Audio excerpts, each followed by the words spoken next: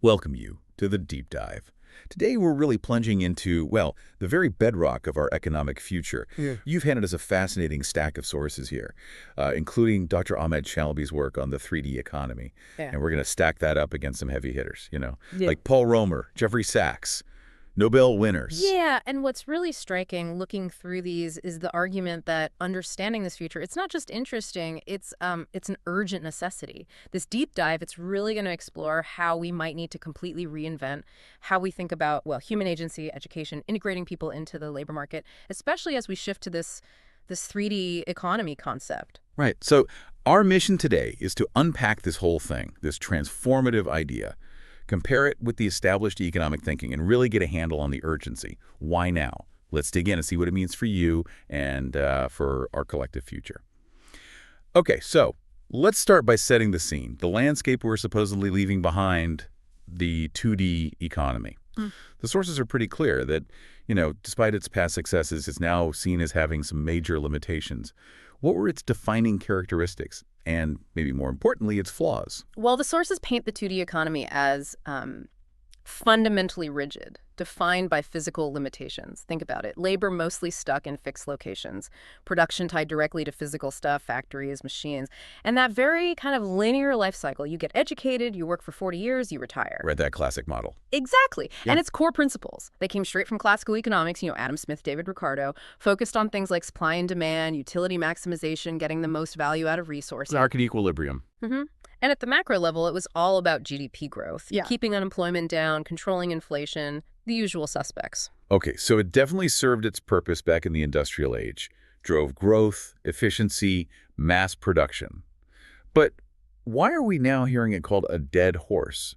Why is it considered unfit now? Well, if you connect the dots, the sources argue that this rigid structure just started to break down. Technology, globalization, they started moving much faster than the economic theories. Automation, for example, really outpaced our models, and that led to some big problems. Right, inequality. Huge inequality. The benefits of tech, they weren't spread evenly at all. They went disproportionately to high-skilled workers, people who own capital, Yeah. while a lot of people got left behind. And then you have digitalization disrupting whole industries. Right, causing job losses, the skills gap we hear so much about. Exactly, leading to unemployment, social unrest in some cases. The structure just couldn't adapt smoothly. And this is where it gets really interesting, maybe even a bit scary. The rapid rise of artificial intelligence, and especially artificial general intelligence. How did that expose even deeper weaknesses in the 2D model? That's a critical question. Because AI fundamentally challenges the old assumptions about labor, about how value is even created. It automates tasks we once thought only humans could do. It creates new ways to generate value that are, less tied to physical stuff. More about data knowledge. Precisely. But it also throws up these really complex ethical and societal issues. Algorithmic bias, huge privacy concerns, questions about human autonomy, things the old 2D framework just wasn't built to handle. It wasn't designed for a world where intelligence itself, artificial or human, is the main engine. Speaking of foundational thinkers, the sources bring up Paul Romer, Nobel Prize winner. Can you remind us of his core idea? Absolutely. Paul Romer won the Nobel in economics back in 2018 for his work on the theory of internal growth, or endogenous growth theory. His work, sometimes called the economics of the idea, basically puts people, their ideas, their innovation right at the heart of economic growth. He really emphasized that long-term growth isn't just about piling up more machines or buildings. It's about knowledge. Strengthening human capital, pursuing new technical knowledge. Exactly. Knowledge is the key driver. But the sources then talk about this endogenous growth and welfare paradox. That sounds problematic. What's that about? Yeah, it's a really fascinating and kind of worrying paradox. So Rummer's right, innovation is great for companies. It leads to rewards for the innovators, but that same innovation often leads companies to automate to cut costs, which means cutting jobs. So the benefits don't necessarily trickle down. Not automatically, no. It can leave ordinary citizens with less purchasing power, maybe push them into debt just to get by, which creates this vicious cycle.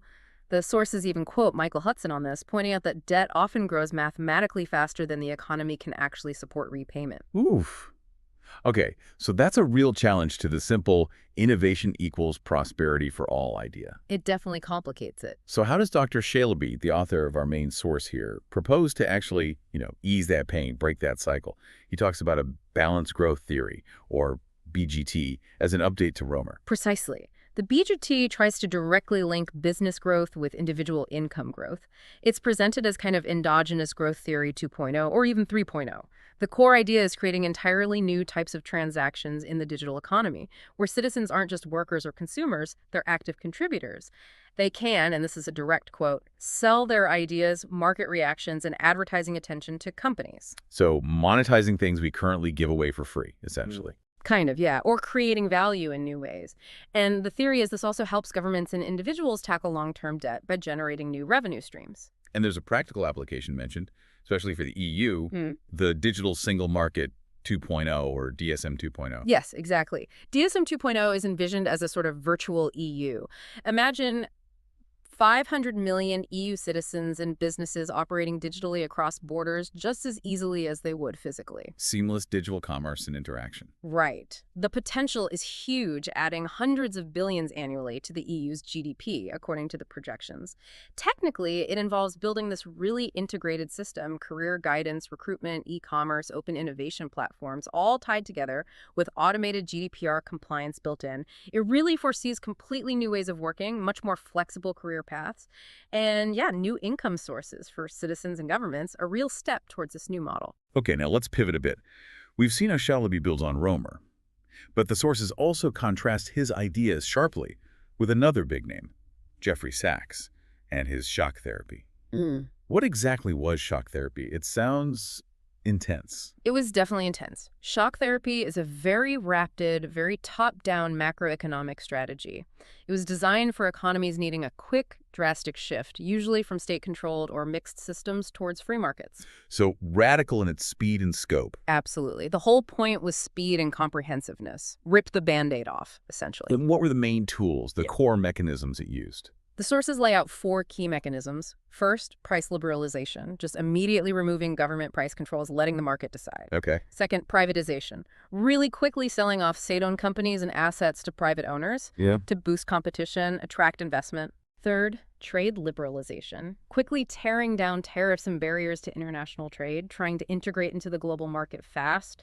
And fourth, macroeconomic stabilization, which often meant austerity. So deep cuts in government spending, sometimes tax hikes, tight control on money supply to fight inflation and debt.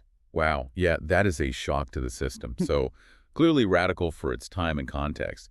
But how does that approach hold up against today's challenges, especially AI and these cognitive hazards we touched on earlier? Well, this raises a really important point the sources make. Shock therapy, its framework, it just doesn't explicitly address these modern issues. It wasn't designed to think about the rise of AI or the potential psychological impacts, the cognitive hazards of intense digital life. It's a tool from a different toolbox. Exactly. It's rooted in traditional macroeconomics focused on market mechanics, inflation, state versus private ownership, not the nuances of AI-human interaction or digital well-being. Which brings us right to the heart of it.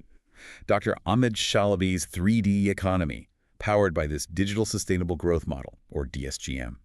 Our sources present this as a truly transformative shift, maybe even a necessary one. What makes it so crucial? Why the urgency? Well, the argument, tying back to the dead horse idea, is that the 2D economy is fundamentally broken. It just can't adapt effectively to the digital age, climate change, all these massive shifts happening simultaneously. So the 3D economy, or DSGM, is presented as this urgent necessity because it's designed for this new reality. It aims to be adaptable, inclusive, complex. And that 3D refers to? It refers to its multidimensional nature. It's trying to integrate the economy with AI, with ethics, even with cognitive health. It's not just about money and production. And crucially, it empowers individuals differently, not just as labor, but as continuous innovators and contributors, a fundamental shift in perspective. Well, how does it actually do that, technically? What are the core mechanisms driving this shift? Okay, there are a few key pillars. First, and this is a big conceptual leap, a redefinition of value. Value moves away from just time spent or location or physical output. It shifts towards individual talent, ideas, contributions within digital networks. So value becomes more fluid. Yeah. less tangible. Exactly. Fluid, potentially limitless, human-centric, and importantly, non-zero sum in these digital ecosystems. One person's idea doesn't necessarily take away from another's. Second, it positions digital infrastructure as the economic foundation. The whole thing is built on robust digital networks, sustainable thinking, and AI. Technology creates this global platform for contribution and reward regardless of where you physically are. Okay, and the third. Third is a commitment to human-centered management and shared progress. This is a big contrast to purely market-driven approaches. DSGM is explicitly designed or optimized for fairness, environmental responsibility, openness, using AI and digital tools not just for efficiency, but to facilitate collaboration and ensure growth is inclusive and sustainable. The sources are pretty bold, calling the DSGM exceptionally unique and virtually unmatched in mainstream economics. What gives it that edge? Why so unique? I think its uniqueness really comes from that multidimensional integration we talked about, merging economics with AI, ethics, and cognitive health.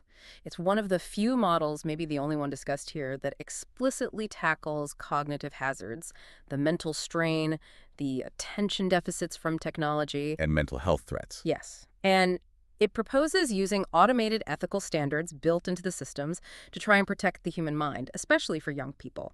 It's really designed for what the sources call a virtual and post-scarcity age, where work is digital or AI-assisted, and assets are often intangible, dematerialized. And it calls for deliberate management, not just letting the market rip. Right. A human-centered economic management, integrating a kind of design thinking into economics itself. That's quite different. That sounds like a total overhaul. Yeah. How does it reinterpret something fundamental, like, say, the AK model from Romer's growth theory? Does it toss it out?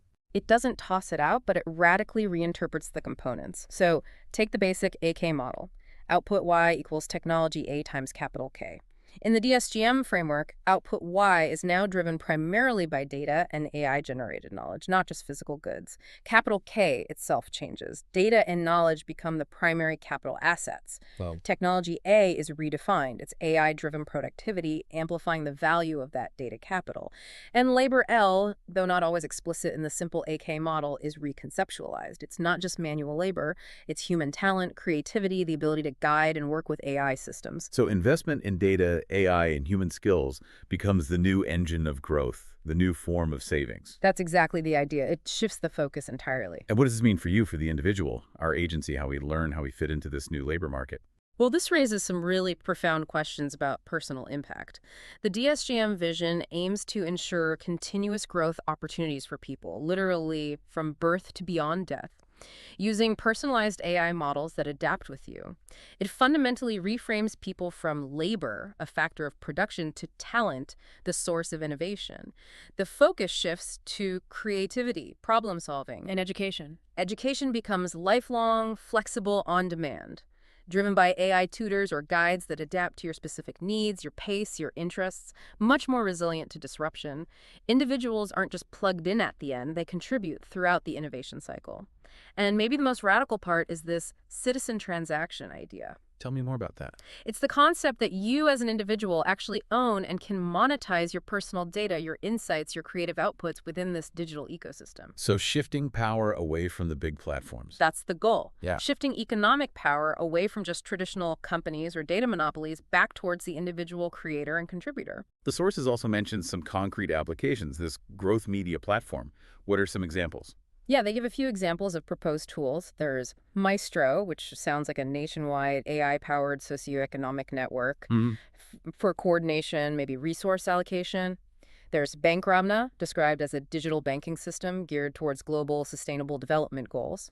And Fourquan, which are AI-driven national models, maybe for planning or policy simulation. But these are the tools to actually make the 3D economy work. That seems to be the idea, operationalizing the transformation, using AI for better governance, market efficiency, sustainability, and importantly, creating those new data-driven revenue streams that involve citizens directly. Okay, let's pull back to the big picture then. We've got Shalaby's 3D economy, DSGM, we've got Sachs's shock therapy, we've got Romer's endogenous growth. How do these different solutions really stack up against each other, especially considering the challenges we face now? It's a really stark comparison when you lay them side by side. Sachs shock therapy, as we said, was radical, top-down, aimed at fixing specific historical problems like hyperinflation or failed state control. But it operates within that traditional macroeconomic framework. It assumes markets, once freed, will sort things out. Right. Shalaby's DSGM is coming from a completely different angle. It's fundamentally bottom-up, driven by technology, specifically AI. It's not just fixing past issues implicitly. It's explicitly designed to handle AI, data ethics, cognitive well-being, sustainability, things Sachs' model never contemplated. It's about redefining value itself for a human-centered future in a digital world. So it really sounds like the choice here isn't just about picking the economic model off a shelf. It's about choosing how we respond to the very real, very immediate challenges of this digital age. Exactly. The sources really hammer this home with the dead horse theory. The futility of flogging an outdated system, trying to force new technologies into old boxes. That's why the transition to a 3D economy is framed as this urgent necessity. Continuing with the old frameworks while adopting new tech creates this massive blind spot. We fail to see how profound the changes really are. We're missing the big picture. We risk missing the big picture entirely. And just to loop back quickly to the Nobel winners, we mentioned Romer, 2018, endogenous growth ideas driving growth from within. Before him, Robert Solow won in 1987 for exogenous growth, seeing technology as more of an external factor dropping in. The sources make a really interesting point here, saying that maybe both together are right but not individually correct. What do you make of that? Yeah, that's a subtle but important point. It suggests that maybe the argument about whether growth factors are purely internal or purely external is too simplistic. Growth is likely this complex, dynamic interplay of both internal innovation and external factors, constantly shifting. It requires ongoing testing, adaptation, not just adherence to one fixed theory. It underlines the need for adaptable models like the DSGM aims to be. So, boiling it all down, the urgency our sources convey for this transition, it seems deeply human. It's about preserving individual agency in the face of AI. It's about ensuring people are educated for this new reality, not the old one, and finding ways to integrate them meaningfully into a labor market that might look radically different. That's the core challenge, yes. How do we navigate this transition in a way that empowers people rather than displacing them? So wrapping up, we've explored how this 3D economy concept tries to build a more inclusive, adaptive global system, one where value flows from data, talent, innovation, often in real time, mediated by personalized AI. It imagines education as this continuous, lifelong, on-demand journey. And it really positions individuals as active agents, as innovators, not just cogs in a machine. Yeah, it feels less like just tweaking the economy and more like building a new operating system for society almost, addressing work, learning, health, even global debt, all within this digitally integrated, potentially post-scarcity framework. It's definitely ambitious, and it leads to, I think, a crucial question for you listening to Ponder. If this future economy is built on fluid value, on talent, on data, on human-centered design, how might you start thinking about cultivating your own data capital, your own unique talent contributions? How do you prepare to thrive, personally and professionally, in that kind of emerging paradigm? That is a profound thought, and probably a very practical one for a future that feels like it's arriving faster every day.